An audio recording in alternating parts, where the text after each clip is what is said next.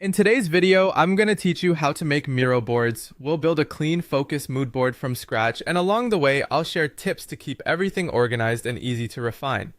Start by opening Miro and creating a new board. Give it a clear, descriptive name so you'll recognize it later, something like Brand Mood Board, April 2026. This is your visual workspace, so a good title sets the tone and makes it easy to find and share. Next, add a frame, which will act like your canvas. Select the frame tool, draw out the area you want to work within, and resize it as needed. Rename the frame to something meaningful like Mood Board Concepts. Frames keep content contained, and they make it simple to navigate or export sections later.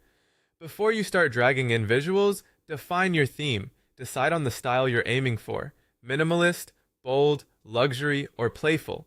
Pick a color direction and keep your target audience in mind. Drop a small text box at the top of your frame that briefly describes the vibe you're going for. This quick note becomes your North Star and helps you filter what belongs. Now add images and inspiration. You can drag and drop files from your computer, copy and paste items from websites, or use Miro's built-in image search. Bring in a mix of sources, photos, graphics, UI designs, and even social media posts to see how elements relate. Try to keep image quality high so colors and details read clearly.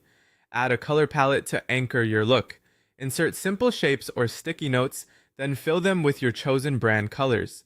If you have hex codes, apply them so the palette stays consistent across the board and future projects. Bring in fonts and typography ideas by uploading font samples or screenshots. Add short text examples, like headlines and captions, to visualize hierarchy and tone.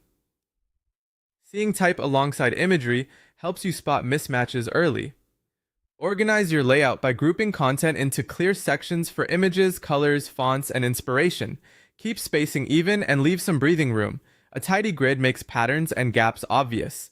Add notes and labels to explain your choices. Briefly say why a photo works, or tag items with keywords like modern, soft aesthetic, or high contrast. These labels make feedback faster and more specific. Refine by removing anything off theme. Keep only strong, consistent visuals. Less is more. Clarity beats volume. Finally, share your board with your team or clients. Ask for feedback and make revisions. Collaboration is where your mood board comes to life.